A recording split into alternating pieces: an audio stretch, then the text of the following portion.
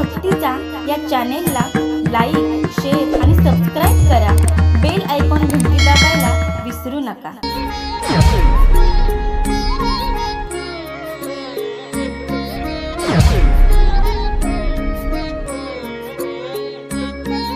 कंठी धरिला कृष्णमणी अवघा जनी प्रकाश, काला वाटो एकमेका वैष्णवनिका संभ्रम. प्रस्तुत प्राप्त प्रसंगी कीर्तन रूपी सेवेकरिता निवडलेला अभंग विश्वमान्य विश्वभूषण विश्वाधिकारी विश्वप्रिय चिन्मय स्वरूपासनार स्थित प्रज्ञ साधू मराठी मानावर अधिराज्य करणारे जगविख्यात महात्मा आणि वारकरी संप्रदायाच्या विशाल वटवृक्षाला लागलेले गुंडसफळ म्हणजे जगद्गुरु तुकाराम महाराज. या तुकाराम महाराजांचा चार चरणाचा काल्याच्या प्रसंगातील अतिशय उत्कृष्ट अभंग सेवेकरिता निवडलेला आहे.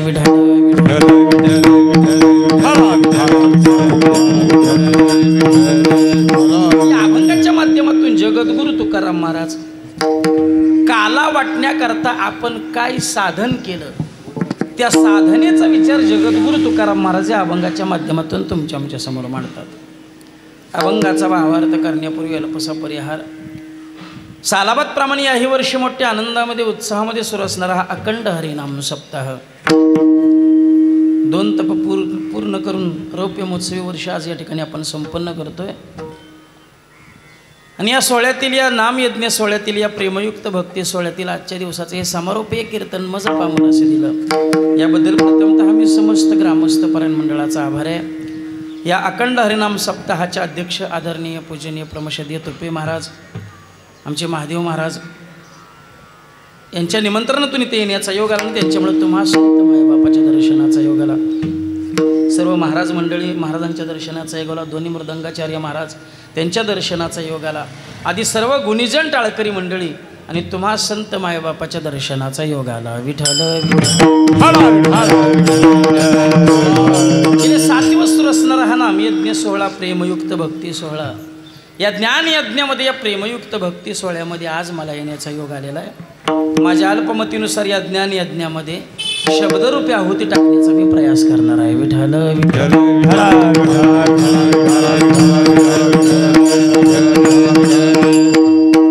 इतर कीर्तनाचा विधी वेगळा, काल्याच्या कीर्तनाचा विधी वेगळा. काल्याच्या कीर्तनामध्ये भगवान परमात्म्याने जे गोकुळामध्ये चरित्र केलं त्याचं उच्चारण करावं. गेले 6 दिवस आपण भगवान परमात्म्याची सेवा केली. त्या सेवेच्या मोबदल्यात आपण रात्री भगवान परमात्म्याकडे मागणीचा अर्ज सुपूर्द केला. आज भगवान परमात्म्याने त्यावर सही करावी आणि काल्याच्या स्वरूपात तुम्हा आम्हाला प्रसाद द्यावा. विठ्ठल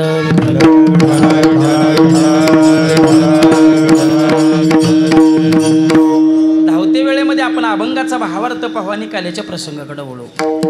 या अभंगाच्या माध्यमातून जगद्गुरु तुकाराम महाराज काला वाटण्याकरता आपण काय साधना केली त्या साधनेचा विचार जगद्गुरु तुकाराम महाराज आमच्या समोर मांडतात.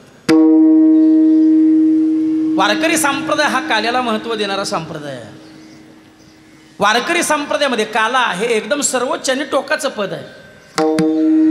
त्याच्या पलीकडे जाऊन कोणतंही पद शिल्लक राहत नाही. म्हणून काला अतिशय महत्त्वपूर्ण अतिशय दुर्लभ असणारा असा हा काला आहे. वारकरी संप्रदाय हा काल्याला महत्त्व देणारा संप्रदाय म्हणून वारकरी संप्रदायातील प्रत्येक उत्सवाची सांगता ही काल्याच्याच कीर्तनाने होत असते. मग तो उत्सव 1.5 दिवसाचा असू द्या, 7 दिवसाचा असू द्या, 1 महिन्याचा असू द्या अथवा चातुर्मासाचा असू द्या, वारकरी संप्रदायातील प्रत्येक उत्सवाची सांगता ही काल्याच्याच कीर्तनाने होत असते. म्हणून काला अतिशय महत्त्वपूर्ण आहे. जेवढा महत्त्वपूर्ण आहे ना तेवढाच दुर्लभ सुद्धा असणारा असा हा काला आहे. कारण आमच्या दृष्टिकोनातून काला म्हणजे काय, संत महात्म्यांच्या दृष्टिकोनातून काला म्हणजे काय, दही आणि लाही एकत्रित करून खाणं याला संत महात्मे काला म्हणत नाहीत. दही आणि लाही एकत्रित करून खाऊन जर काला संपन्न होत असता तर त्याला 7 दिवस एकत्रित येऊन भजन हरिपाठ काकडा कीर्तन करायची काय गरज आहे. खिशामध्ये 2 रुपये असले बाजारात गेले की दही मिळते, लाही मिळते. एकत्रित केलं असतं त्यात चटकदार मटकदार चवदार पदार्थ टाकले असते आणि प्रत्येकाने आपापल्या घरात बसून चवीनं आवडीनं खाल्लं असतं की त्याला 7 दिवस एकत्रित येऊन भजन करायची काय गरज आहे.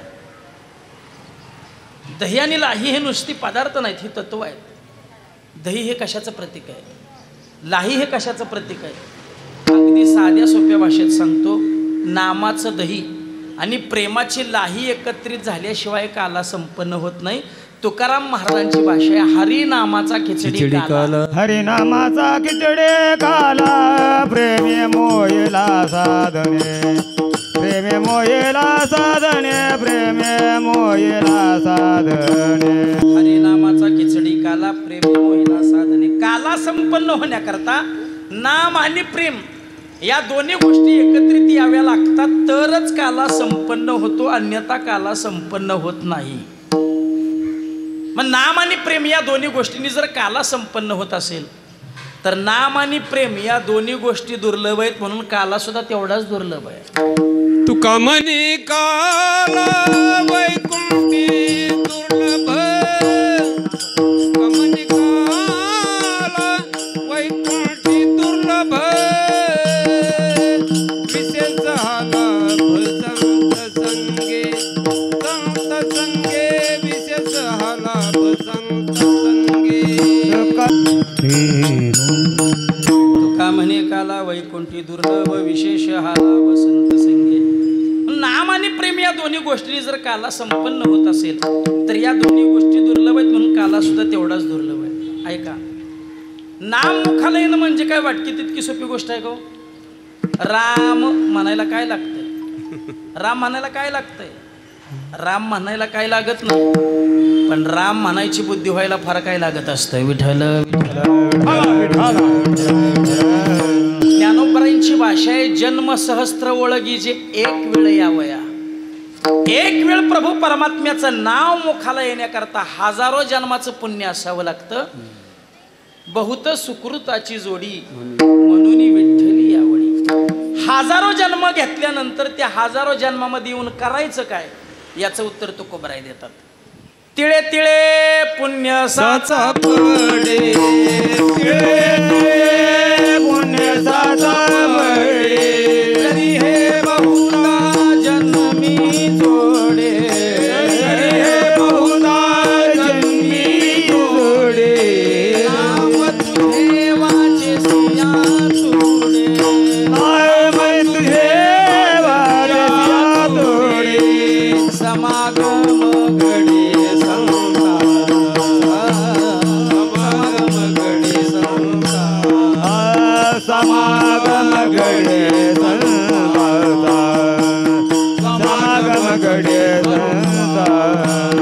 तिळे तिळे पुण्य साचा पडे, तिळे तिळे पुण्य साचा पडे, हे बहुधा जन्मी जोडे, बहुधा जन्मी जोडे.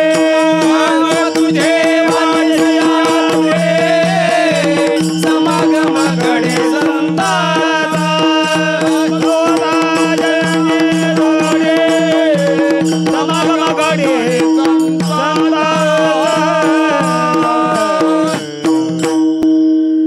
हजारो जन्माला जन्मामध्ये येऊन तिळा तिळानं पुण्य साचवून एकदा प्रभू परमात्म्याचं नाव मुखाला आलं तर येण्याची शक्यता येईलच, सांगता येत नाही. चरित्र सांगावं असा माझा हेतू नाही, थोडासा स्पर्श करून पुढे चलतो. वाल्या कोळी रद्दीतलं रद्दी गिरायक होतं, मायबाप रद्दीतलं रद्दी गिरायक. अहो लाख वर्षाचं आयुष्य मिळून सुद्धा काहीच साध्य करता आलं नव्हतं. इतकं पाप, इतकं पाप, इतकं पाप. तुकोबराय सांगतात, वाल्या कोळ्याच्या पापाची गणना करता करता करता करता करता माझं कॅल्क्युलेटर बंद पडलं, इतकं पाप. ब्रह्महत्या राशी पातके अपार, वाल्मिक किंकर वंद्य केला. ब्रह्महत्या राशी पातके अपार, अपार शब्दाला संख्याशास्त्रात स्थान नाही, इतकं पाप. रोज एक ब्राह्मण मारायचा, त्याच्या नावचा राई एवढा खाडा घ्यायचा आणि रांजणात टाकायचा. असे किती रांजण भरले ते बाबा, किती? 7. ब्राह्मण बामण नाही. आता त्यांचे सुद्धा 3 प्रकार पडतात, ब्राह्मण, बरामन आणि बामन. एकादशी करतो पण आणि सांगतो पण. ब्राह्मण इथं असतील तर ब्राह्मणच असतील. एकादशी फक्त सांगतो करीत नाही ब्राह्मण, आणि सांगतही नाही आणि करतही नाही बामण. सध्या त्यांचीच भरती जास्त आहे. विठाल बोलणं सोपं आहे महाराज, काय लागतंय बोला. सांगणं सोपं आहे मायबाप, काय लागतंय सांगा. मुलाने कुत्र मारलं, कुत्र मारलं कुत्र. मुलाच्या आईवडील भडचे काकांच्या आले, काका मुलाने कुत्र मारलं. काका म्हणले वाईट आहे हो. मुलाच्या आईवडील म्हणले वाईट आहे, आम्हाला कळलं प्रायचित्त बोला. काकानी पंचांग काढलं, 2-3 पानं उलटी सुलटी केली आणि काकाने सांगितलेला पंचार्ग विधी करावा लागेल. मुलाच्या आईवडील म्हणले पंचार्ग विधी म्हणजे नेमकं काय करायचं. काका म्हटले 5 महायज्ञ कुंड करायचे. 5 महायज्ञ कुंड करता 5 गावची 5 ब्राह्मण बोलवायची. 5 जोडपी यज्ञ कुंड करता बसवायची. प्रत्येक जोडप्याजवळ 5-5 किलो गावरांनी तूप द्यायचं आणि 5व्या दिवशी प्रत्येक ब्राह्मणाला 5-5 ग्रॅमचं सोन्याचं कुत्र बनवून द्यायचं. ऐकणाऱ्याला उलटा घाम सुटायला लागला. पोरग जवळ बोलवलं, काय गरज होती का कुत्र मारायची, आता किती खर्च वाढला, हे परवडाल का आपल्याला, कशाला कुत्र मारलं बरं. पोरग म्हणलं बाबा आम्ही 2 तास कुत्र्याला दगड मारली, आमच्याच्यानं कुत्र मेलं नाही, शेवटचा दगड याच काकांच्या पोरांनी मारलाय म्हणे. माझ्या पोरांनी हो म्हणे, तुमच्या पोरांनी बोलवा त्याला. काकांनी मुलाला हाक मारली, श्याम काय म्हणतात पोरं, हे कुत्र तू मारलं. काकांचे चिरंजीव म्हणले बाबा हे 2 तास कुत्र्याला दगड मारत होती, यांच्याच्यानं कुत्र मेलं नाही, मी एका दगडात यांचं कार्य करून दिलं. मुलाच्या वेळी म्हणले काका आता बोला प्रायचित्त. काकाने हळूच ते पंचांग दडवून ठेवलं, दुसरं पंचांग काढलं, 2-3 पानं उलटी सुलटी केली. पोराच्या बापाने विचारलं काका सापडलं का नाही. काका म्हणले सापडलं. श्याम कुत्र कुठल्या रंगाचं होतं, म्हणे काळ्या. मारलं तेव्हा कसं पडलं, म्हणला चीत पडलं. काका म्हणले सापडलं. कालम कुत्तम मुलांनी मारलं उत्तम, ब्राह्मणांच्या मुलांनी मारलं उत्तमात उत्तम, गावाच्या पेटाचे कुत्रीकरण वाटा म्हणे. अहो बोलणं सोपं आहे, काय लागतंय बोला. बोल बोलता वाटी सोपे, करणी करिता चिरकापी, करणी करिता चिरकापी, करणी करिता चिरकापी. बोल बोलता वाटे सोपे, करणे करता चिरकापी, करणे करता चिरकापी, करणे करता चिरकापी.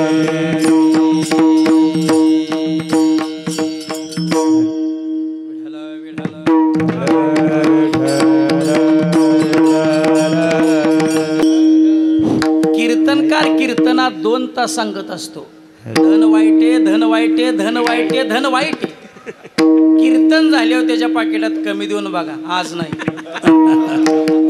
आजच प्रयोग.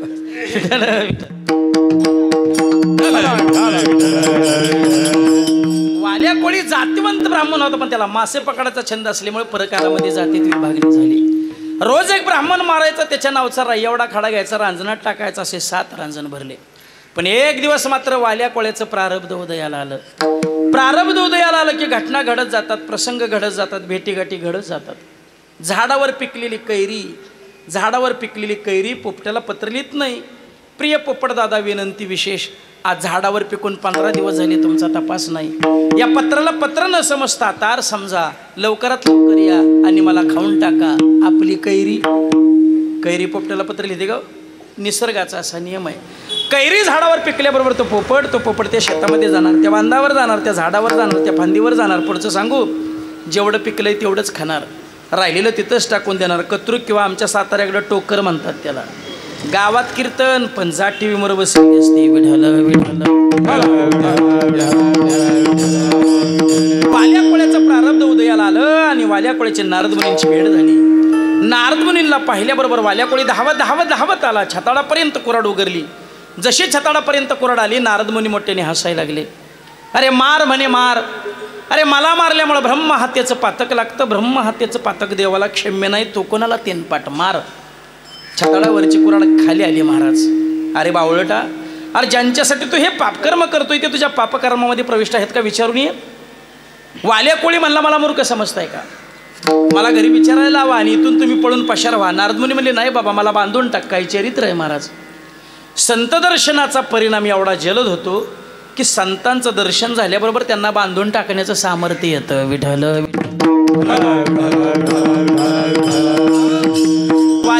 नारदमुनीला बांधून टाकलं. वाल्या कोळी तिथून धावत धावत घरी आला. वाल्या कोळीची बायको गाडग्याची उतरंड खालीवर करत होती. एकावर एक गाडगी, त्याला काय उतरंडच म्हणतात का इकडं? मुंबईला उतरंड आहे नाही ना? महिला वर्गाचं उतरंडवर लय प्रेम. उतरंड, साय, शेवई आणि जावई, काय काय कळलं तुम्हाला? नवऱ्याला जो दूध होता गेली तरी बोट आडवं लावती, बाय पडून देत नाही साय. शेवईवर लय प्रेम. मागच्या वर्षीच्या शिल्लक असल्या तरी यंदाच्या करीलच. हाताच्या नाही पण पायाच्या, या पाटाच्या केल्याशिवाय राहत नाही. 14 वर्षापूर्वी माझ्याकडे 4 व्हीलर नव्हती. एसटीचा प्रवास होता. इस्लामपूरला कीर्तन, ड्युटीवरून 5ला सुटलो, 6ला साताऱ्याच्या स्टँडवर पोचलो. इस्लामपूर गाडी लागली, पण प्रचंड गर्दी. म्हणलं एवढ्या गर्दीत 2 तासाचा प्रवास कसं शक्य आहे? पण क्षणात विचार बदलला. म्हणलं एवढी एसटी हुकली तर कीर्तन सापडत नाही. असल्या गर्दीत बसमध्ये चढलो. 4-5 लोकांचं एका आजीवर भांडण चाललं होतं. म्हणे काय चाललं? म्हणे बा ना, म्हातारीनं भलं मोठं खोकं शीटवर ठेवलंय, तिथं कोणाला बसूच देणं झाली या. म्हणलं बसून देणं? कशी बसून देणं? म्हणलं सरा तुम्ही मागं. मी म्हणलं बघतो आता त्या म्हातारीकडं. आता ती म्हातारी शहाणी आणि मी, बोला बोला बोला. मला वाटलं होतं तुम्ही बंदूकच घेऊन बसला होता, गोळीच घालून टाकायची. आजीला म्हणलं खोकं उचल. म्हातारी म्हणली उचलत नाही. म्हणलं खोकं उचल. म्हणली उचलत नाही. म्हणलं कंडक्टर नाव सांगेन. म्हातारी म्हणली कंडक्टरला नाव सांग, नाहीतर परिवहन मंत्र्याला सांग, खोकं उचलत नाही. म्हणलं एवढं काय घेऊन चालली त्यात? म्हणली शेवया. म्हणलं कुणाला? म्हणली जावयाला. म्हणली ती बनवत नाही का? म्हणली त्याला बनवायची आवड नाही. म्हणलं फुकटची चेंदायची बरी आवड आहे. साय, शेवई, जावयानी उतरंडवर महिला वर्गाचं लय प्रेम. वाल्या कोळीची बायको गाडग्याची उतरंड खालीवर करत असताना वाल्या कोळीच्या बायकोच्या बोटाला विंचू चावला. महाराज विंचू विंचू विंचू चावल्यानंतर मिळणारा आनंद तुमच्या ह्या 7 दिवसात सप्त्यातूच असा आनंद नाही महाराज. काय आनंद आहे. वाल्या कोळीची बायको ठणाना बोंबा मारत होती. तेवढं तिथं वाल्या कोळ्याला, ए अगे मी जे पापकर्म करतोय त्या पापकर्मामध्ये तू प्रविष्ट आहेस का? वाल्या कोळ्याची बायको म्हणली 2 तास बोटाला विंचू चावलाय. एवढ्या अर्धे वेदना वाटून घेता का? वाल्या कोळी म्हणला वेडे वेदना कशा वाटून घेता येतील? म्हणली पाप कसं वाटून घेता येईल? तुझं तू केलंस, तुझं तू भोग. मी तुझ्या घरी आले नाही, तू मला घेऊन आलास. माझं पोट भरणं तुझं काम आहे. या करता तू पाप करतोस, पुण्य करतोस, याच्याशी मला काही देणं घेणं नाही. बायको घरी येत नाही महाराज, तिला आणावी लागते. बरोबर का बाबा? तुमच्या वेळेला असंच होतं ना, नवरदेव पुढं चालायचा, नवरी मागं चालायची. आता सगळं उलटं झालंय. आता नवरी मोरत चाललेली असते, हे दुबळं तिच्या मागं चाललेलं असतं. वाल्या कोळीची बायको म्हणली मी तुझ्या घरी आले नाही, मला तू घेऊन आलास. माझं पोट भरणं तुझं काम आहे. तू पाप करतो, पुण्य करतो, मला काय देणं घेणं आहे? नाराज झाला, खजील झाला. आई वडिलांच्या जवळ गेला. आई बाबा तुम्ही तरी माझ्या पापाचे वाटेकरी व्हाल का? आई बापांनी सांगितलं बाळा तुझं पाप भोगावं याकरता तुला जन्माला घातलं का रे? अरे या वयात तू आमचं पालन पोषण करणं तुझं काम आहे, कर्तव्य. आम्हाला काय माहीत तू पाप करतो, पुण्य करतो. नाराज झाला, खजील झाला, मुलाबाळांच्या जवळ गेला. तुम्ही तरी माझ्या पापाच्या वाटेकरी व्हाल का? पोरं म्हणली बाबा तुमचं पाप भोगायला मी जन्माला आलो नाही. तुम्ही पाप करता, पुण्य करता, आम्हाला काही देणं घेणं नाही. नाराज झाला, खजील झाला, धावत धावत अरण्यामध्ये गेला. जाऊन नारद मुनींचे पाय धरले. बाबा कुणीही माझ्या पापाचे वाटेकरी व्हायला तयार नाही, काय करू सांगा? नारद मुनी म्हणले अजून वेळ गेली नाही. परमार्थाची वेळ कधी जात नाही. शेवटच्या श्वासापर्यंत काळ वेळ नाम उच्चारित. प्रपंचाची वेळ निघून जाते. वयाच्या 25व्या 30व्या 35व्या वर्षापर्यंत विवाह करणं योग्य आहे. 45व्या वर्षी होतो पण शोभत नाही. प्रपंचाची वेळ निघून जाते, परमार्थाची वेळ निघून जात नाही. अजून वेळ गेली नाही. म्हणे काय करू? म्हणे रामनामाचं भजन कर. वाल्या कोळी म्हणलं ते तुम्ही काय म्हणता ते मला म्हणता येत नाही ना. मग तुला काय म्हणता येतंय? मला फक्त एवढंच म्हणता येतंय, मरा आणि मारा. आयुष्यात एवढंच काम केलं होतं. नारद मुनी म्हणले काय हरकत नाही, मरा म्हणता येतंय ना, मरा मरा म्हणत राहा. मरा शब्दाचा व्यत्यास होईल, राम शब्द सिद्ध होईल, जीवनाचं कल्याण होईल. माझा दृष्टांत संपला. मला काय सांगायचे? वाल्या कोळी धावत धावत आई वडिलांजवळ जातो, बायकोजवळ जातो, मुलांजवळ जातो आणि छाती बडवून सांगतो की माझ्या पापाचे वाटेकरी व्हाल का? वाटेकरी म्हणताना त्याला र शब्दाचा उच्चार करता येतोय. माझ्या म्हणताना त्याला म शब्दाचा उच्चार करता येतोय. मग ज्याला र ही म्हणता येतोय, ज्याला म ही म्हणता येतोय, त्याला राम म्हणता येऊ नये? अहो ज्याला मरातला राम म्हणता येतोय त्याला रामातला राम म्हणता येऊ नये? ज्याला मरातला म म्हणता येतोय त्याला रामातला म म्हणता येऊ? मरा आणि राम शब्दाची जर आलटपालट केली तर काय आहे? मग वाल्या कोळ्याला मरा म्हणायला येत होतं, राम म्हणायला येत नव्हतं. का? तर मरा म्हणायला पुण्य लागत नाही, राम म्हणायला पुण्य लागतं आणि ते पुण्य वाल्या कोळ्याजवळ नव्हतं म्हणून त्याला राम म्हणता येत नव्हतं. विठ्ठल विठ्ठल.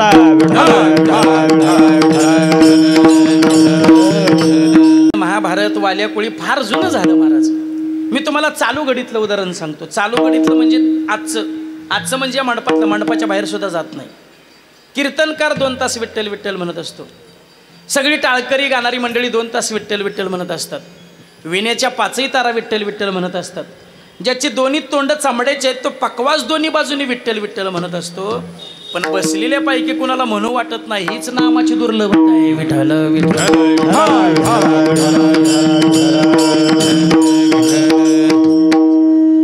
आता म्हणून काय उपयोग आहे? मी सांगायच्या अगोदर जर तुमच्या मुखात नाम आलं असतं तर मग मी मान्य केलं असतं की नाम सोपं आहे.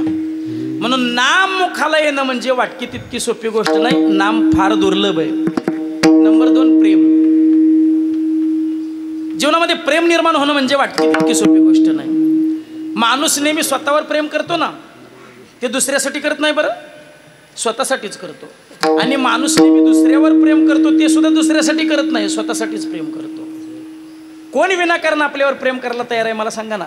जगाच्या पाठीवर एकमेव वर्ग असा आहे की जो आपल्यावर विनाकारण प्रेम करतो. त्या वर्गाचं नाव आहे संत. ऐसी कळवळ्याची जाती करीला भाविन. या जगाच्या पाठीवर आपल्यावर निस्वार्थी प्रेम करणारा फक्त एकच वर्ग आहे, तो म्हणजे संतांचा. नाहीतर कोण विनाकारण आपल्यावर प्रेम करायला मोकळा आहे सांगा ना? तुम्ही म्हणाल काय सांगायला लागला महाराज? आमचं अख्खं घर आमच्यावर प्रेम करतं, आमचे आईवडील आमच्यावर प्रेम करतात, आमची बायको आमच्यावर प्रेम करते, आमची मुलं आमच्यावर प्रेम करतात. पण तुम्हाला खरं सांगू, तुम्ही फार मोठ्या भ्रमात आहात.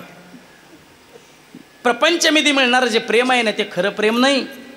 त्या प्रेमाच्या पाठीमागं भला मोठा स्वार्थ दडलेला आहे. मोठा स्वार्थ दडलेला आहे. अहो, पती पत्नीवर प्रेम करतो कारण ती 12 वाजायची वेळ सांभाळते म्हणून. आणि पत्नी पतीवर प्रेम करते कारण 1 तारखेला पगाराचं पाकिट तिच्या हातात देतो म्हणून. उद्यापासून तुम्ही घरी पैसे देणं बंद करा.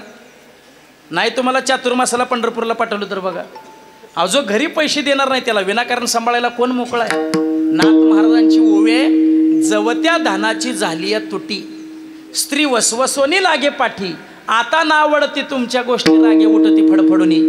जो घरी पैसे देणार नाही त्याला विनाकारण सांभाळायला कोण मोकळा आहे? अहो, एखाद्या जर बाईचा पती मेला तर तिचं रडणं स्वाभाविक आहे. तिचा लाईफ पार्टनर गेला, तिचा जोडीदार गेला, तिचं रडणं स्वाभाविक आहे. पण ती रडत असताना काय म्हणत रडते हे कधी तुम्ही ऐकलंय का?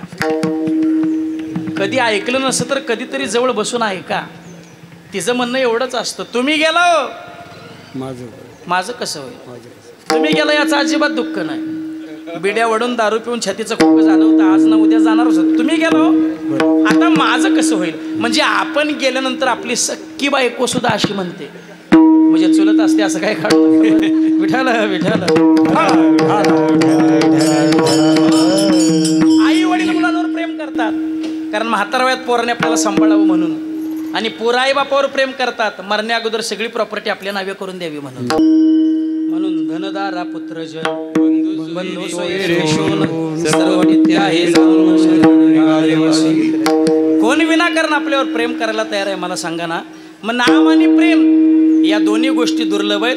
आणि याच 2 गोष्टींनी जर काला संपन्न होत असेल तर काला सुद्धा तेवढाच दुर्लभ आहे. विठ्ठल. काला किती दुर्लभ आहे? संपूर्ण दशमस्कंदामध्ये वर्णन आलंय. काला एवढा दुर्लभ आहे बघा. भगवान परमात्म्याने सुद्धा काला किती वेळा केला? एकदाच केला. पण टीकाकारांनी त्याच्यावर टीका अशी केली, देवाने काला एकदा केला असं म्हणू नका. काला एवढा दुर्लभ आहे. कर्तुम अकर्तुम अन्यथा कर्तुम असणारा भगवान परमात्मा, त्या भगवान परमात्म्याला सुद्धा काला एकदाच करता आला. काला एवढा दुर्लभ आहे. पण माझ्या बुद्धीने याच्यावर जर बोलायचं म्हटलं तर देवाने काला एकदाच का केला? अहो, एकदा केलेला अजून संपला नाही तर दुसरा करायची गरजच काय? रासक्रीडा एकदाच झाली, एकदा झालेली अजून संपली नाही, दुसरी करायची गरजच काय? काला देवाने एकदाच केला, एकदा केलेला अजून संपला नाही. अहो, महाराष्ट्रामध्ये एकादशीने काही ठराविक जर दिवस सोडले तर रोज कुठे ना कुठेतरी काला संपन्न होतोय. तू का म्हणे काला वैकुंठी दुर्लभ विशेष हा लाभ संत संगी वैकुंठी ते ऐसे नाही कवळ कवळ एवढा काला दुर्लभ आहे. आता काल्याची दुर्लभता दोन पद्धतीने सांगितली. नंबर 1 काला मिळवणं दुर्लभ, आणि त्याच्याही पेक्षा नंबर 2 काला वाटणं दुर्लभ. काला मिळवणाऱ्या प्रत्येकाला काला वाटण्याचा अधिकार नाही. काला वाटण्याचा अधिकार भगवान परमात्म्याने फक्त दोघांनाच दिला. नंबर 1 भानुदास गीतिगात प्रसाद देतो पंढरीनाथ देव, आणि नंबर 2 एकच टाळी झाली चंद्रभागी माळवंटी माझा ज्ञानराज गोपाळा शिराया वाटी. देव आणि संत याच्या व्यतिरिक्त काला वाटण्याचा अधिकार कोणालाही नाही. विठ्ठल कारण वारकरी संप्रदायामध्ये मिळवण्यापेक्षा वाटण्याची कृती व्यापक आहे. मायबाप, आपण जर अन्न वाटायला सुरुवात केली तर माणसंच येतात असं नाही. कुत्री येतात, मांजरं येतात, गाढवं येतात, पण आपल्याला मिळालेलं अन्न दुसऱ्याला द्यावं हे गाढवाला कळत नाही. कळलं तर बघा ते द्या सोडून. मिळवण्यापेक्षा वाटण्याची कृती व्यापक. सेवितो हा रस वाटितो अनेका घ्या रे होऊ नका रानभरी. म्हणून तुकाराम महाराजांना विचारलं, महाराज मग तो काला वाटण्याचा अधिकार तुम्हाला प्राप्त झाला, याकरता तुम्ही जीवनामध्ये कोणती साधना केली? कंठे धरेला कृष्ण माने, कंठे धरेला कृष्ण माने, कंठी धरेला कृष्ण माने, कंठी धरेला कृष्ण माने. काला वाटण्याकरता जीवनामध्ये कोणती साधना केली? महाराज सांगतात, कंठी धरीला कृष्णमणी अवघा जनी प्रकाश. आम्ही कंठामध्ये कृष्णमणी धारण केला, कंठामध्ये कृष्णमणी धारण केला म्हणून आम्हाला काला वाटण्याचा अधिकार प्राप्त झाला. आता कंठामध्ये कृष्णमणी धारण करणं म्हणजे नेमकं काय, याच्या 4-5 मिळवण्या पाहून काल्याच्या प्रसंगाकडे वळू. महाराज सांगतात, आम्ही कंठामध्ये कृष्णमणी धारण केला म्हणून आम्हाला काला वाटण्याचा अधिकार प्राप्त झाला. कंठामध्ये कृष्णमणी धारण करणं म्हणजे काय? नंबर 1 महाराजांचा अजून एक अभंग आहे, कंठी कृष्णमणी नाही अशुभती वाणी. आम्ही आमच्या वाणीनं कधीच अशुभ बोललो नाही. आम्ही आमच्या वाणीनं कधी जगाच्या अकल्याणाचं बोललो नाही. नेहमी बोललो तो जगाच्या कल्याणाचं बोललो, म्हणून आम्हाला काला वाटण्याचा अधिकार प्राप्त झाला. एक जण माणूस उठला म्हणला, महाराज काय सांगायला लागला तुम्ही? महाराज कधीच वाईट बोलले नाहीत. तुकाराम महाराजांचा गाथा पहा, महाराजांनी गाथ्यात कितीतरी शिवे दिल्यात, बरोबर ना? दिल्यात ना शिव्या. मी त्याला म्हणलं, बाबा महाराजांनी दिलेली शिवी ज्याला वाटतं ना मला दिली त्याचाच उद्धार होतो, म्हणलं दुसऱ्याचा होत नाही. कारण महाराजांनी दिलेली शिवी सुद्धा ओव आहे, आणि आपण म्हटलेली ओवी सुद्धा. माणूस जेवढा परमार्थापासून लांब चालला ना, तेवढे जगद्गुरु तुकाराम महाराजांनी आपले शब्द कठोर केले. तुकाराम महाराज अनेक पर्याय महाराजांनी या समाजाकरता केले. तुकाराम महाराजांनी तुम्हाला हाक मारून सांगावं, हाकारून सांगे तुका नाम बोलावा विठ्ठल, पाहावा विठ्ठल, करावा विठ्ठल जीवभाव. तरी सुद्धा लोक परमार्थाकडे वळली नाहीत. मग महाराजांनी दुसरा पर्याय शोधून काढला, तुमच्या आमच्या दरवाजा देवांना देव घ्या कोणी, देव घ्या कोणी. लोक म्हटली, महाराज देव न लगे, देव न लगे. तू कोपर आहे म्हणले, अरे फुकाट तुमच्या दरवाजात आणलाय, देव घ्या फुका. लोक म्हणली, महाराज तुमचे एवढं शानपण जर आमच्या जीवनात असतं तर लोक आमच्या सुद्धा पाया पडले असते. सप्ताह असला म्हणजे पंक्ती अगदी पाहण्यासारखी असतं. बासुंदी काय, पुरी भाजी काय, श्रीखंड काय, चपाती काय, पुरणपोळी काय, अगदी थाट असतोय जेवणाचा. परवा नाशिकला कीर्तन सेवेला गेलो, भल्या मोठ्या बंगल्यात संत पंगत. पात्रावर जाऊन बसलो तर एका पात्रात 7-7, 8-8, 9-9, 10-10 प्रकारच्या वाट्या. मी एकात बासुंदी, एकात गुलाबजाम, एकात बटाट्याची भाजी, एकात आमटी, एकात उसळ, एकात कोशिंबीर, एकात श्रीखंड. एक वाटी कधीच न पाहिलेली पाहायला मिळाली. अत्तर विचलित पाण्याची. ते अत्तर विचलित पाणी एवढ्या करता होतं. आमटीचा घास खायचा, त्या अत्तर विचलित पाण्यात हात बुडवायचा, धुवायचा, आणि बासुंदीचा घास खायचा. म्हणजे गोड आणि तिखट ह्याचं कॉन्टॅक्ट तोडायला ते अत्तर विचलित पाणी होतं हात धुवायला. आता असलं उभ्या आयुष्यात आम्ही कधी बघितलं नव्हतं. आम्ही आमटी बर, बासुंदी बर, त्या अत्तर विचलित पाण्याचा पण जर का नाही लागलो. ते म्हणलं, महाराज हे खायचं नाही, हात धुवायचा. म्हणलं, गाडी अर्धी वाटी गेली पडतं तर काय सांगतो. ते सप्ताह असलं म्हणजे पंक्ती अगदी पाहण्यासारख्या असतात. बरं एवढं चांगलं चुंगलं खायचं, टाळ किती तास वाजवायचा? 2 तास. एवढं आपलं चांगलं चुंगलं खायचं आणि टाळकी तास वाजवायचा 2च तास. पण लोक एवढी हुशार आहेत, एका वडापाववर अख्खा दिवस काढतात. येऊन येऊन येणार कोण, पण इकडे येत नाहीत. विठाल विठाल. तरी सुद्धा लोक परमार्थाकडे वळली नाहीत. महाराजांनी तिसरा पर्याय शोधून काढला. हे लागोनिया पाया विनवितो तुम्हाला, लागोनिया पाया विनवितो तुम्हाला, लागोनिया पाया विनवितो तुम्हाला, लागोनिया पाया विनवितो तुम्हाला, लागोनिया पाया विनवितो तुम्हाला, लागोनिया पाया विनवितो तुम्हाला, लागोनिया पाया विनवितो तुम्हाला, लागोनिया पाया विनवितो तुम्हाला. करटाळी बोला मुखी नाम, मुखी नाम, मुखी नाम. करटाळी बोला मुखी नाम, मुखी नाम, मुखी नाम. करटाळी बोला मुखी नाम, मुखी नाम, मुखी नाम. करटाळी बोला मुखी नाम, मुखी नाम, मुखी नाम. विठ्ठल म्हणा वेळ वेळा, जय हो. विठ्ठल विठ्ठल म्हणा वेळ वेळा, विठ्ठल विठ्ठल म्हणा वेळ वेळा, विठ्ठल विठ्ठल म्हणा वेळ वेळा.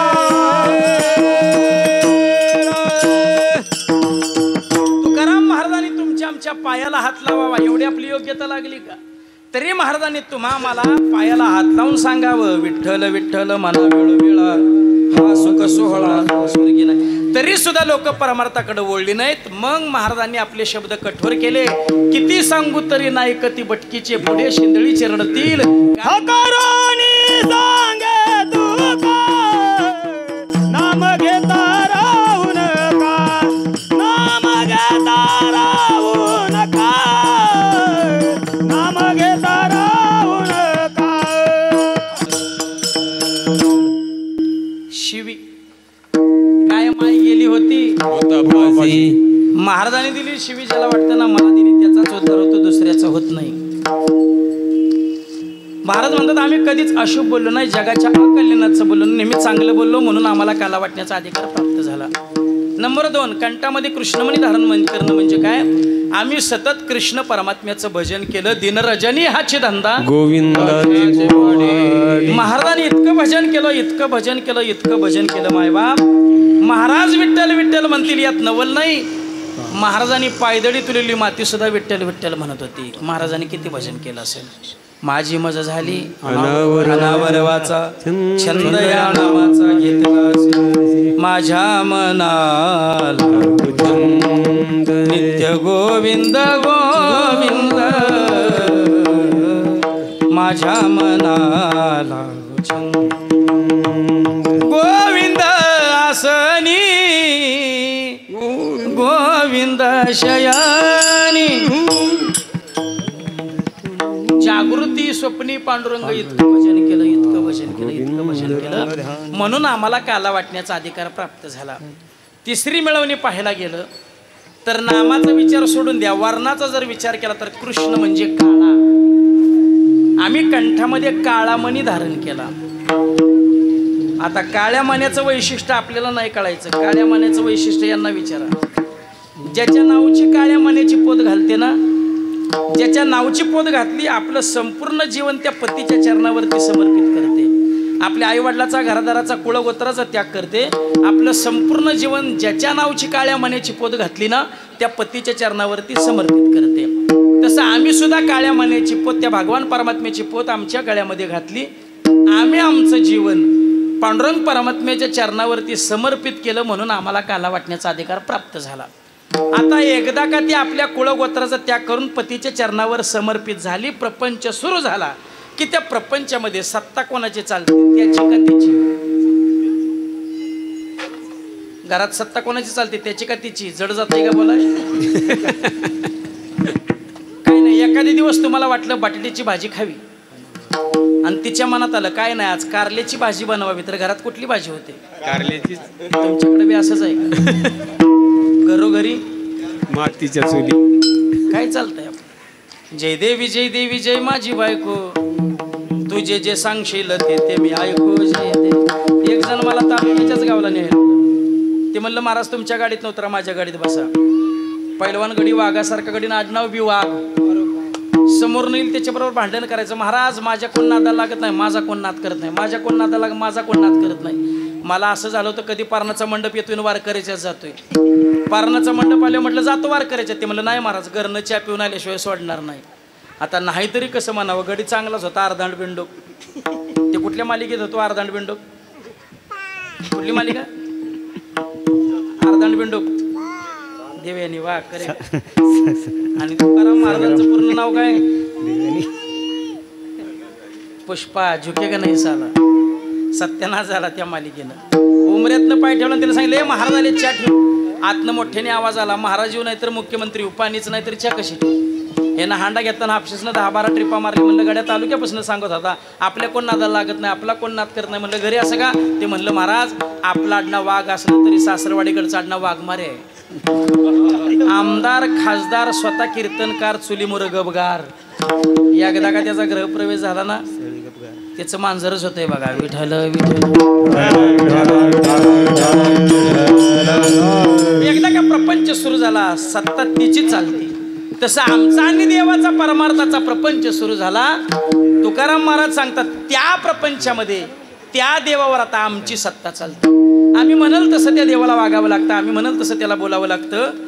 तुम्ही कितीही विचित्र वागा, कितीही अधर्माने वागा, तो पांडुरंग परमात्मा कधीच कमरेवरचे हात काढून कपाळाला लावत नाही का? संतांचे शब्द आहेत, आता दृष्टी पुढे ऐसाची. हाताचं काय घेऊन बसला, त्याला रंग रूप बदलण्याची सुद्धा ताकद नाही. तुम्ही काळा मारुती पाहिला असेल, पांढरा पाहिला असेल, शेंद्री पाहिला असेल, काळे गणपती शेंद्री पांढरे पाहिले असतील. तुम्ही कधी पांढरा पांडुरंग पाहिलाय का? का? आवडे निरंतर हेच ध्यान, त्याला रंग रूप बदलण्याची सुद्धा ताकद नाही. मायबाप एवढा अधिकार त्या संतांचा देवावरती आहे, म्हणून आम्हाला काला वाटण्याचा अधिकार प्राप्त झाला. अभंगाचं दुसरं जग. काला वाटू एकमेका, काला वाटू एकमेका, काला वाटू एकमेका, काला वाटू एकमेका, काला वाटू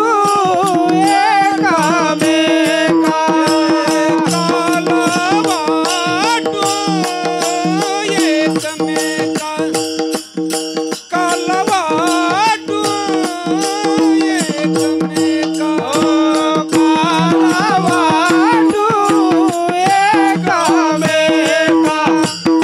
काला वाटू एकमेका.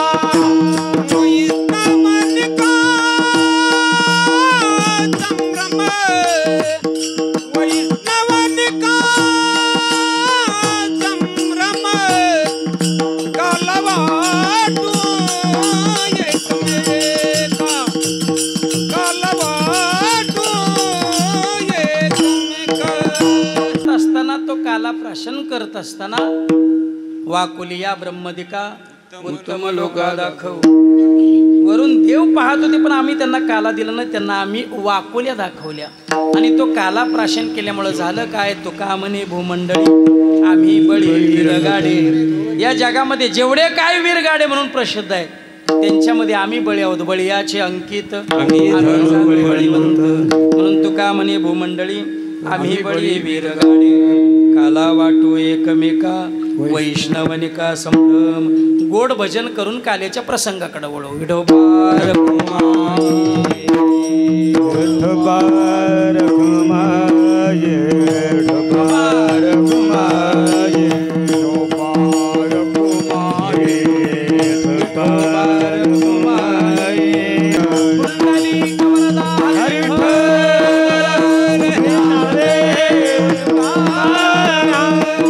पंढरीनाथ भगवान की जय, माऊली ज्ञानेश्वर महाराज की जय, सद्गुरु तुकाराम महाराज की जय, सर्व संतांना की जय.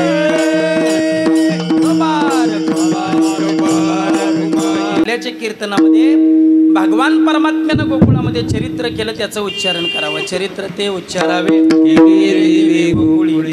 चरित्र कुठलं उच्चारावं याला कीर्तनकार बांधिलंय. कुठलं उच्चारावं? गोकुळात केलं तेच उच्चारावं. पण किती वेळ उच्चारावं याला मात्र कीर्तनकार स्वतंत्र आहे बरं. याचा अर्थ कुठपर्यंत उच्चारावं? जोपर्यंत श्रोत्यांच्या अंतकरणामध्ये भगवान कृष्ण परमात्म्याविषयी प्रेम निर्माण होत नाही तोपर्यंत उच्चारावं. तुमच्या हृदयामध्ये अगोदरच कृष्णाविषयी प्रेम असल्यामुळे अगदी 15-20 मिनिटात संपवण्याचा प्रयत्न करतो. विठ्ठल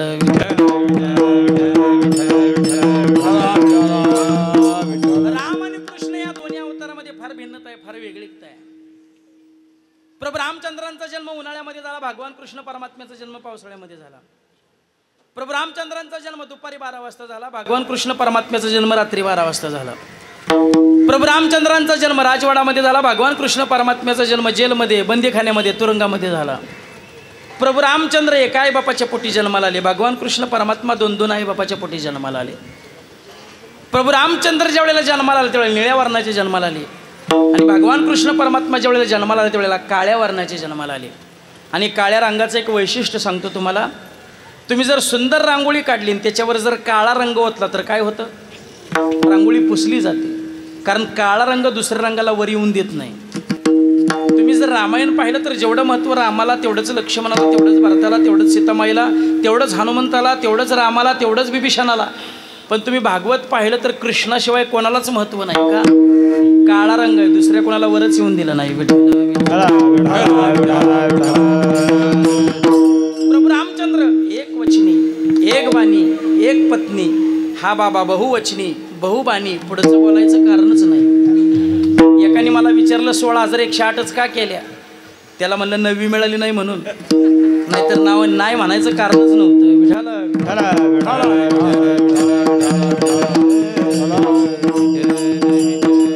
रामचंद्राचा अवतार हा पूर्ण अवतार, भगवान कृष्ण परमात्म्याचा अवतार हा परिपूर्ण अवतार. प्रसंग तुम्हाला माहित आहे.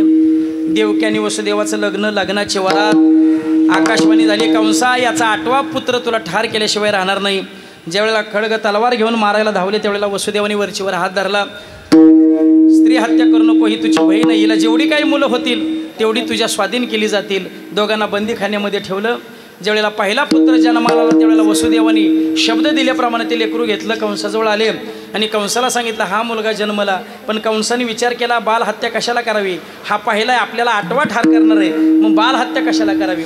तो मुलगा पुन्हा वापस दिला. तेवढ्यात नारद मुनी आले, कंसा चुकतोयस, 8वा तुला ठार करणार आहे, पण वरून 8वा का खालून 8वा हे मात्र माहित नाही. कदाचित हा सुद्धा 8वा असू शकतो. याला जिवंत ठेवणं पुण्य सारावया विठे देव ऋषी, वधी बालकाशी ठेवू नको, वधी बालकाशी ठेवू नको.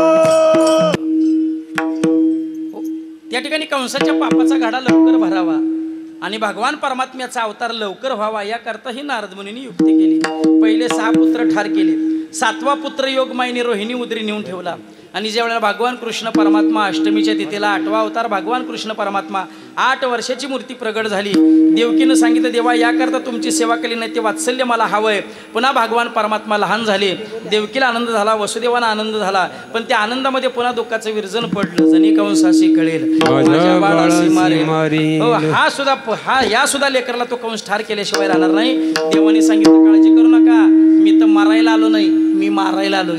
एक काम करा, नंदाच्या घराला, नंदाच्या घराला मजनी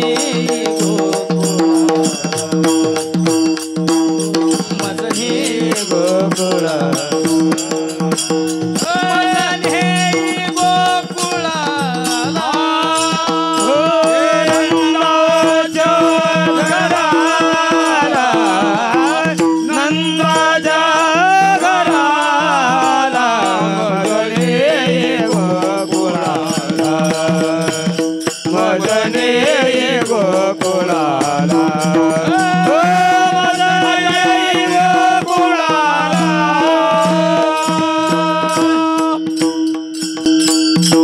माया उपजली तेथे ठेवी मज आली.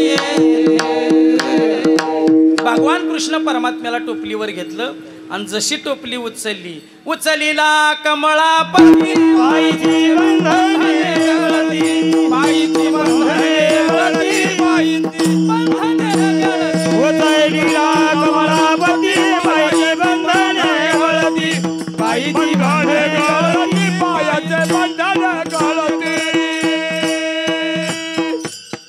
जसं भगवान कृष्ण परमात्म्याला डोक्यावर घेतलं तशी सगळी बंधनं गळून पडली.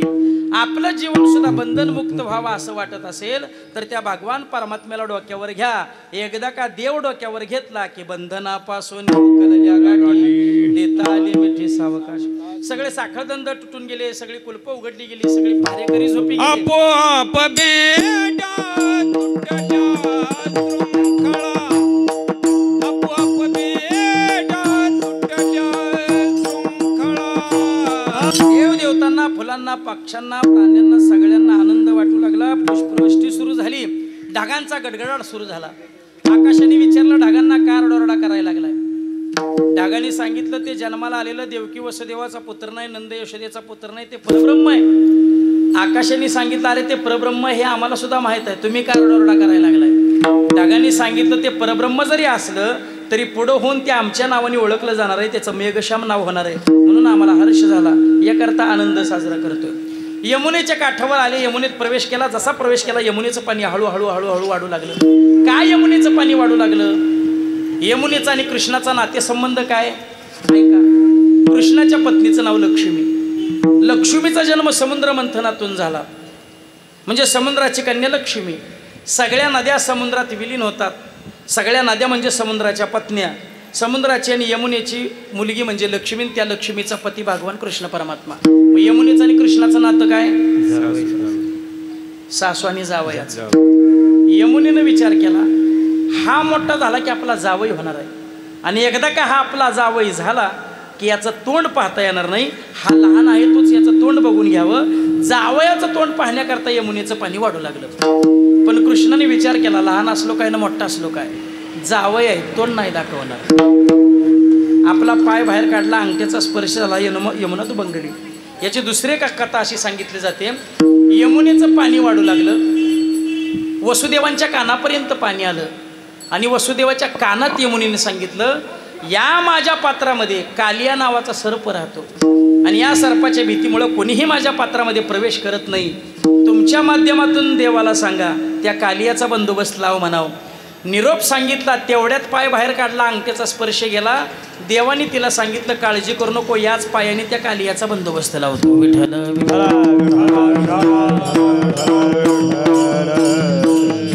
भंगली गोकुळामध्ये आले. भगवान कृष्ण परमात्म्याला यशोदेच्या पलंगावरती ठेवलं आणि तिथं जन्माला आलेली माया डोक्यावर घेतली. जशी माया डोक्यावर घेतली तशी रडे माया करी माया मोठ्याने रडायला लागली.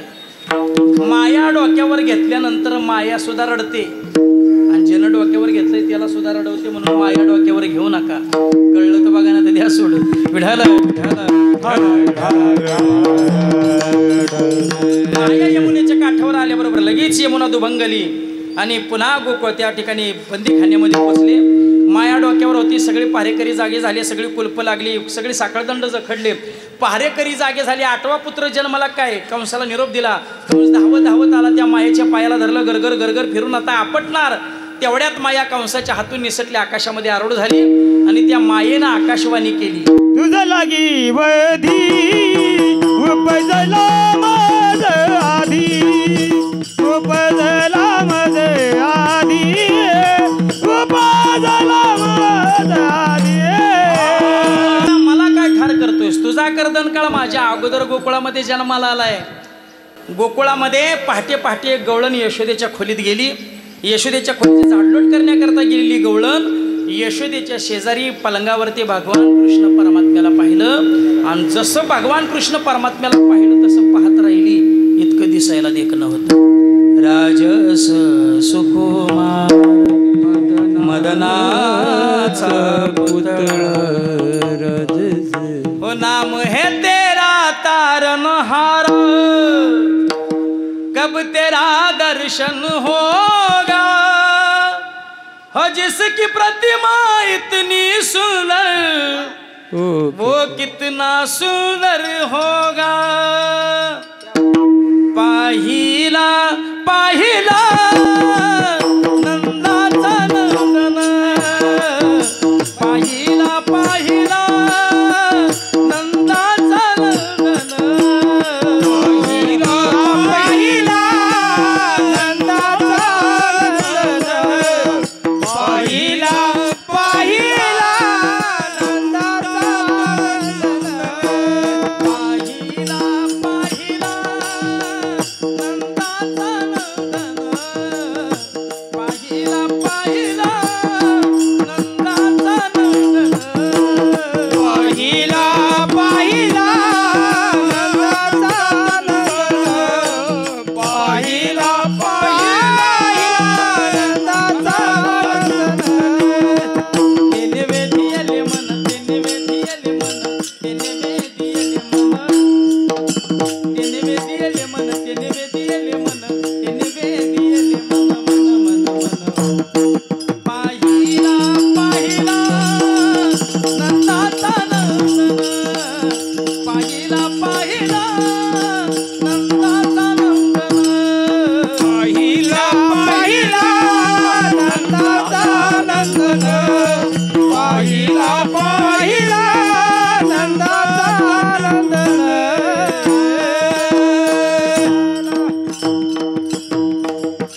हरिने माझे हरिले चित्त वित भार विसरणे एवढं दिसायला देखणं. देवाला पाहिलं तशी धावत धावत ती गळून वाड्याच्या बाहेर आली आणि मोठ्यानं बोलू लागले, जी सुनते हो नंद जी के घर में एक बेटा पैदा हुआ है, नंद घरा नंद भयो जय कन्हैया लाल की, नंद भया नंद भयो जय कन्हैया लाल की, नंद घरा नंद भयो जय कन्हैया लाल की, नंद घरा नंद भयो जय कन्हैया लाल की, हाथी बिना घोड़े बिना और बिनो पालकी, हाथी घोड़ा बिना और घोड़ा पालकी, घोड़े बिना और बिनो पालकी, हाथी घोड़ा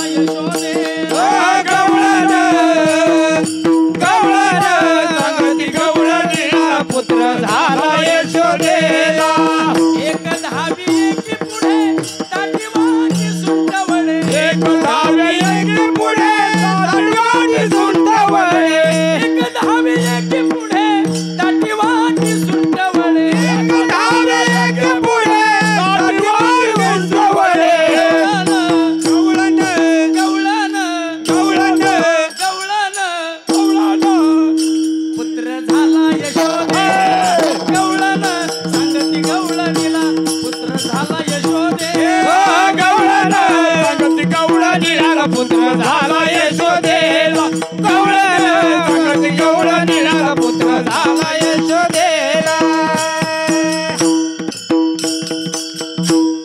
गोकुळीच्या सुखा ओढिया तोरणे करती कथा गाती गाणे. सगळ्या गोकुळामध्ये आनंदाचं वातावरण पण कृष्ण गोकुळी जन्मला चळका सुटला कंस मात्र थरथर करू लागला जिकडं तिकडं त्याला आपला शत्रू आपला मृत्यू दिसू लागला कोण माझ्या शत्रूला ठार करेल पहिला वेळा उचलला पुतना मावशीने पुतना मावशीने सुंदर स्त्रीचं रूप घेतलं स्तनामध्ये विष भरलं आणि पुतना मावशी नंदाच्या वाड्यावरती आली ए यशोदे कुठाय तुझा कृष्ण कुठाय तुझा लल्ला कुठाय तुझा काना अनोळख्या आवाजाला दरवाज्यावर आली यशोदा कोण ग तू अगं विसरलीस का काय तुझी सख्खी मावस बहीण अगं तुला मुलगा झाला कमीत कमी व्हॉट्सअपला स्टेटस ठेवायचं फेसबुकला स्टोरी ठेवायची काय कळलं नाहीस कुठं आहे पोरग तुझं यशोदा म्हणली रात्रभर पोरानं दमवलंय ना आत्ताच कुठेतरी झोपलंय त्याला अजिबात उठवू नको देव म्हणले पहिलेच गिरायक आलेलं माघारी पाठवायला लागली मी काय झोपाय आलोय व इथं देवाने रडायला सुरुवात केली तशी पुतना धावत धावत बाळाच्या पाळण्याजवळ आली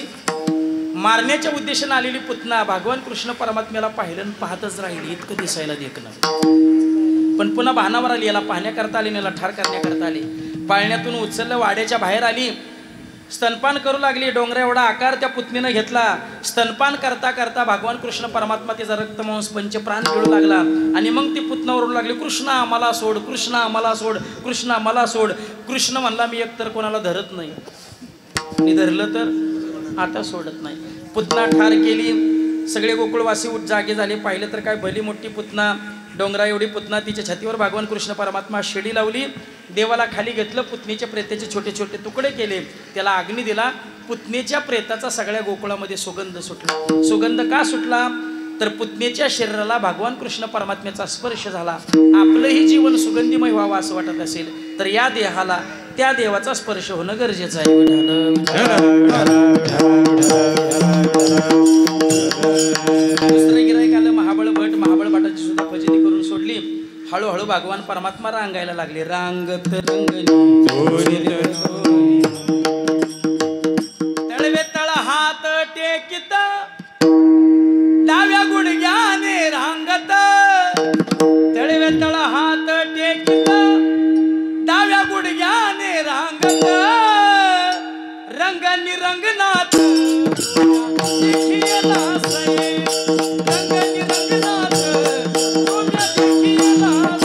तळवी तळ हात टेकित डाव्या गुडघ्याने रांगत तळवी तळ हात टेकित डाव्या गुडघ्याने रांगत रंगणी रंगनाथ सोम्या देखील हासे रंगणी रंगनाथ सोम्या देखील हासे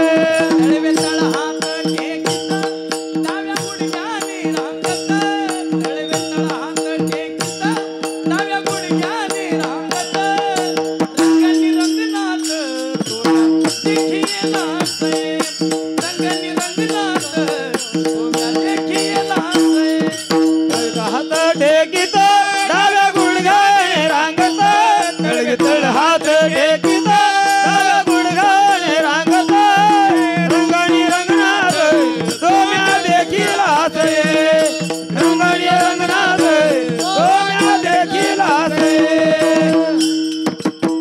हळूहळू भगवान परमात्मा मोठे होऊ लागले सगळ्या गोकुळातल्या सवंगड्यांना एकत्रित केलं वाकड्या पेंद्या सुद्धा मी सर्वांना एकत्रित केलं आणि सांगितलं काय तुमच्या घरी दही दूध लोणी खायला आहे का नाही फार पोरानं वाळून गेला पोरं म्हणली देवा दही दूध लोणी भरपूर आहे पण सगळं घरचं दही दूध लोणी जातंय डेअरीला काहीच नाही तू म्हणली काळजी करू नका आजपासून तुम्हाला भरपूर दही दूध लोणी खायला देणार, पण गवळणीनं आपल्याला आमंत्रण दिलं नाही, मग चोरी करून दही दूध लोणी खायचं. आता घ्या चोरीची साधनं.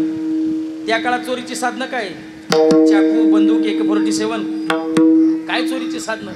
देवाने सांगितलं बारीक बारीक वाळूचे खडे घ्या, अजून वस्त्रगळीत केलेली माती घ्या, अजून सराटे घ्या. एकाने विचारलं देवा खडे कशाला? खोलीत गेलो आपल्याला कळणार कसं डेरा कुठे ठेवलाय, माठ कुठे ठेवलाय? सगळ्या खोलीत खडे विस्कटायचे, जिथं टक आवाज येईल समजायचं डेरा माठ तिथं ठेवलाय, मग जायचं चोरी करायची. एक जण म्हटला देवा सराटे कशाला? देवाने सांगितलं जर आपण चोरी करत असताना गवळण जागी झाली आणि आपल्या पाठीमागे जर धाव लागली तर तिच्या पायात सराटे फेकायचे, सराटे पायाला टोचले की ती जाग्यावर थांबणार, चोरी यशस्वी होणार. वाकड्या हुशार होता. वाकड्या म्हणला मी काय म्हणतोय देवा, त्या जर गवळणीनं पायात पेरागॉन चप्पल घातली असली तर मग काय करायचं? देवाने सांगितलं वस्त्रगळीत केलेली माती तिच्या डोळ्यात फेकायची, माती डोळ्यात गेली की दिसणं बंद, चोरी यशस्वी. राजा पुढं प्रजा माग, सगळ्यांना भगवान परमात्मा सांगू लागला याला तरी यारे लागे, याला तरी यारे लागे, याला तरी यारे लागे, याला तरी यारे लागे, याला तरी यारे लागे, याला तरी यारे लागे, याला तरी यारे लागे, याला तरी यारे लागे. अब घ्या माझ्या मागे मागे, अब घे माझ्या मागे मागे, अब घ्या माझ्या मागे मागे, अब घ्या माझ्या मागे मागे. आज देतो पोट भरी हो, पुरे म्हणाल तो भरी हो, आज देतो पोट भरी हो, पुरे म्हणाल तो भरी. आधी देतो पोट भरी, फिरतदार उरे. हो आधी देतो पोट भरी, पुरे मनार तोरे. सगळ्या गोकुळामध्ये चोरीचं सत्र सुरू झालं. आज या गवळणीच्या घरी, उद्या त्या गवळणीच्या घरी, परवा त्या गवळणीच्या घरी, सगळ्या गोकुळातल्या गवळणी त्रस्त झाल्या आणि गारानं घेऊन यशोदेकडं. यशोदे ग बाळ तुझा ताना, यशोदे ग बाळ तुझा ताना, यशोदे ग बाळ तुझा गाणा, यशोदे ग बाळ तुझा गाणा. कुठवर सोसू धिंगाणा, कुठवर सोसू धिंगाणा, कुठवर सोसू धिंगाणा. यशोदे ग बाळ तुझा ताना, यशोदे ग बाळ तुझा ताना. ओठवर सोसू धिंगाणा, ओठवर सोसू धिंगाणा, ओठवर सोसू धिंगाणा. यशोदे ग बाळ तुझा गाणा, यशोदे ग बाळ तुझा गाणा. यशोदा म्हणली माझं पोरग तुझ्या घरी दही दूध लोणी खायला, माझं पोरग वाड्याच्या बाहेरच जात नाही तर तुझ्या घरी आलं कधी? आता ते काही नुसतं चोरी करत नव्हतं, ते यशोदेजवळ सुद्धा असायचं. विठ्ठल जळी स्थळी. यशोदा म्हणली माझ्या घरी काही दही दूध लोणी कमी आहे का? 9 लाख गाई घरात, 9 लाख ज्याच्या गाई घरात त्याच्या घरातलं पोरग दुसऱ्याच्या घरी दही दूध लोणी खायला जाईल का? माझं पोरग बाळ सगुण गुणाच ताने गे, बाळ सगुण गुणाच ताने, सगुण गुणाचे ताने ग बाळ सगुण गुणाचे ताने.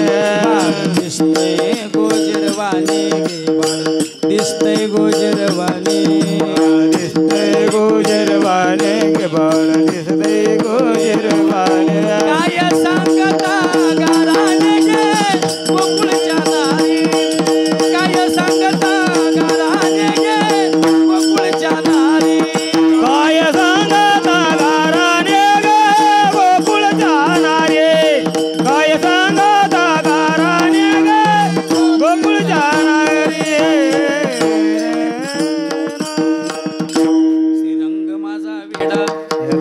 नाही दुसरा जोडा तुम्ही याची संगत सोडा गे गोकुळच्या नारी जोपर्यंत मुद्देमाला सकट तुम्ही चोर पकडत नाही तोपर्यंत माझा विश्वास बसत नाही एक म्हातारी म्हणली असं काय येऊ दे माझ्या घरी चोरी करायला त्याला एका काठीच्या ठोक्यातच आडवा करते त्या म्हातारीचं नाव होतं शांताबाई ठाण्याची नाही गोकुळातली शांताबाई नाव शांताबाई पण रोज घरात बघा बांधण्याची घाय सगळ्या पोरांना एकत्रित केलं आज रात्री शांताबाईच्या घरी चोरी करायला जायचं पोरं म्हणली देवा सगळ्या गावाच्या नादाला लाग पण त्या म्हातारीच्या नादाला लागू नको नाही म्हणले तिनं चॅलेंज केलं तिच्याच घरी चोरी करायला जायचं पोरं म्हणली देवा ती शांताबाई कुलूप आतनं भलं मोठं लावती दरवाजाला आणि भला मोठा बोकड दरवाजात बांधतो देव म्हणली त्या बोकडाचं काय भेटा होती मला त्या बोकडाचा बाप आहे म्हणे काळजी करू नका राजा पुढं प्रजा मागं सगळी दरवाजात आली भला मोठा बोकड भलं मोठं आतनं कुलूप देवाने सांगितलं बोकडाला आणि कुलपाला घाबरायचं नाही एक काम करा डोळे बंद करा सगळ्या पोरांना डोळे बंद करायला लावलं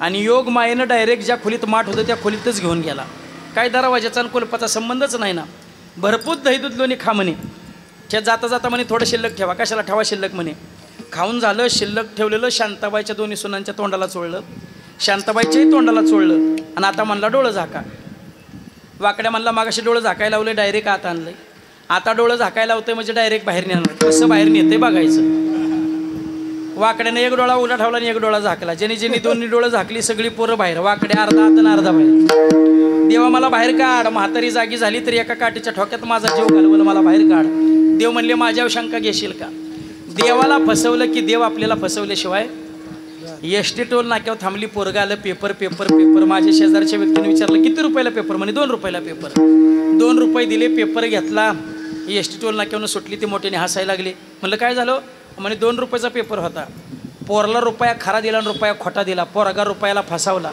अजून 2 किलोमीटर एसटी पुढे गेली आता तर ते अजून मोठ्याने हसायला लागले म्हणलं आता काय झालं म्हणे पोरना 8 दिवसापूर्वीचा पेपर दिलाय तुम्ही देवाला फसवलं की देव तुम्हाला फसवल्याशिवाय राहत नाही वाकड्याला बाहेर काढलं शांताबाई सकाळी लवकर पाठीची धारा काढायला उठावं लागायचं शांताबाई उठली तर सगळे माठ अस्ताव्यस्त झालेले पाहिले गावात सुनांना उठवाय गेली तर सुनांच्याच तोंडात विचार केला म्हणली लोणी तर दही लोणी खात्यात तर या नाव मात्र त्या कृष्णावरती घेतात 5 फुटाची काठी काढली दोघींना एक रट्टा दिला सासूबाई का मारायला लागलाय लोणी खाताय तुम्ही नाव मात्र त्या नंदाच्या काट्यावर घेताय आम्ही कशाला खातोय आरशात तोंड बघा सुनाने दोन्ही आरशात तोंड पाहिली सुना मोठ्याने हसायला लागल्या म्हणल्या सासूबाई आम्हाला काय आरशात बघायला होतं जरा तुमचंही तोंड आरशात बघा की पुन्हा सगळ्या गवळणी गाराने घेऊन यशोदेकडं आता मी राहत नाही ग बाई तुझ्या कृष्णाच्या ग पायी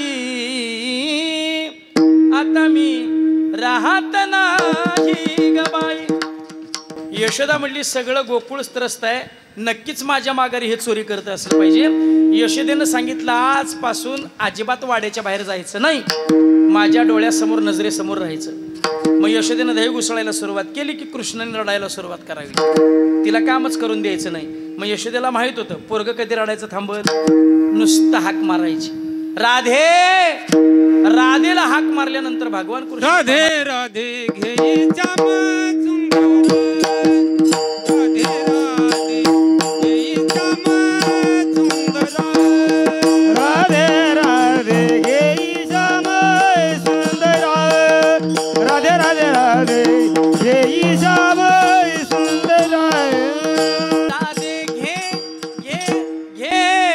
राधे घे घे घे कडेवर घे ना गुजरावाना राधा आणि कृष्ण अलौकिक प्रेम होतं माय बाप अलौकिक प्रेम एक क्षण जर राधेला कृष्ण भेटला नाही ना तर राधा व्याकुळ व्हायची किती व्याकुळ कान्हया रे कान्हया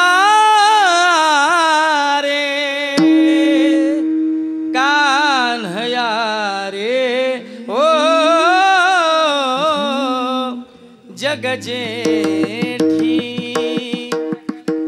कान्हया रे कान्हया रे कान्हया रे जग जेठी कान्हया रे कान्हया रे कान्हया रे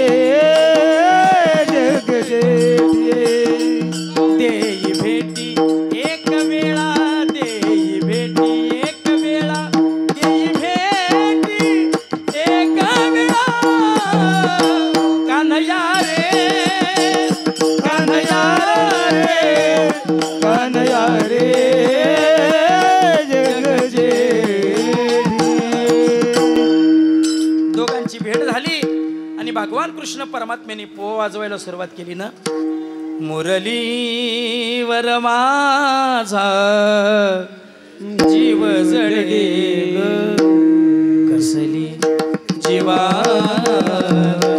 भूल पडे. मग विरह सण होत नव्हता. अरे कान्हा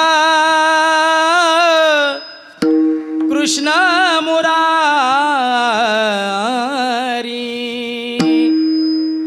अडवू नको तू गिरधारी, सांज ढळली रे मला जाऊ दे घरी, उद्या भेटूया यमुनेच्या तीरी. अलौकिक प्रेम. यशोदेनं सांगितलं आजपासून तुमचे सगळे उद्योगधंदे बंद, उद्यापासून तुम्ही शाळेला जायचं. कोणती शाळा? गोधने चारावया जातो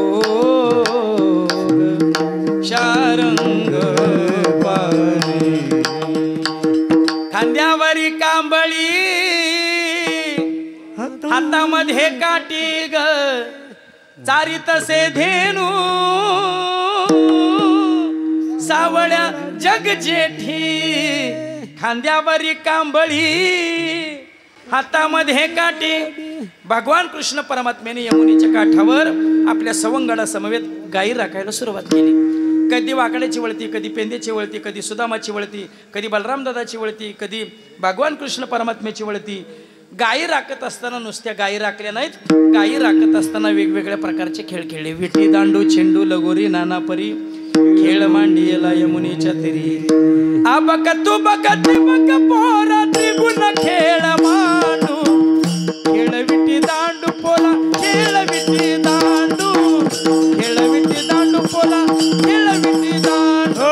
आबक तू बकती बक पोरा त्रिगुण खेळ मांडू, खेळ विटी दांड बोरा, खेळ विटी दांड, खेळ विटी दांड बोरा, खेळ विटी दांड. आबक तू बक, आबक तू बक, आबक तू बक ते बक पोरा त्रिगुण खेळ मांडू, खेळ विटी दांडू बोरा, खेळ विटी दांड, खेळ विटी दांड बोरा, खेळ विटी दांड. आबक तू बकती बक पोरा त्रिगुण खेळ मांडू, खेळ विटी दांड बोरा, खेळ विटी दांड, खेळ विटी दांड बोरा, खेळ विटी दांड. हमामा पोरा हमामा, हमामा पोरा हमामा, हमामा बोरा हमामा, हमामा बोरा हमामा, हमामा पोरा हमामा, हमामा पोरा हमामा. हमामा बोरा हमामा, हमामा बोरा हमामा. घुमरी वाजे घमामा, घुमरे वाजे घुमामा, घुमरी वाजे घमामा, घुमामा. हमामा पोरा हमामा, हमामा पोरा हमामा, हमामा बोरा हमामा, हमामा बोरा हमामा. हमामा पोरा हमामा, हमामा पोरा हमामा. हमामा बोरा हमामा, हमामा बोरा हमामा. खेळ मांडीला लगोरी. पोरं म्हणली देवा किती खेळायचं, खांदी भार पोटी भूक काय खेळायची सूत. मग भगवान कृष्ण परमात्म्याने सगळ्या सवंगड्याने एकत्रित केलं, सगळ्यांच्या शिदरे एकत्रित केल्या, कमळाच्या फुलाचा आकार केला, मध्यभागी भगवान परमात्मा उभा राहिला. सगळ्यांच्या शिदुरेमध्ये आपली नामाची आणि प्रेमाची शिदुरी एकत्रित केली आणि तो काला भगवान परमात्म्याने आपल्या सगळ्या सवंगड्या समवेत प्राशन केला. वैकुंठी ते ऐसे नाही जवळ काही कायाची, हा सुख सोहळा स्वर्गी नाही आजी ओस अमरावती, काला पहावया येती. पण देवानी कृष्णाने सांगितलं खारकाटला सुद्धा राहिलेला पाण्यात टाकू नका, ते माशाच्या रूपात येतील आणि काला सेवन करतील. त्यांना जर देवांना सुद्धा काला जर प्राशन करायचं असेल तर तुका म्हणे काला वैकुंठी दुर्लभ, विशेष हा लाभ संत संगी, त्या संतांचं भजन करू. ज्ञानेश्वर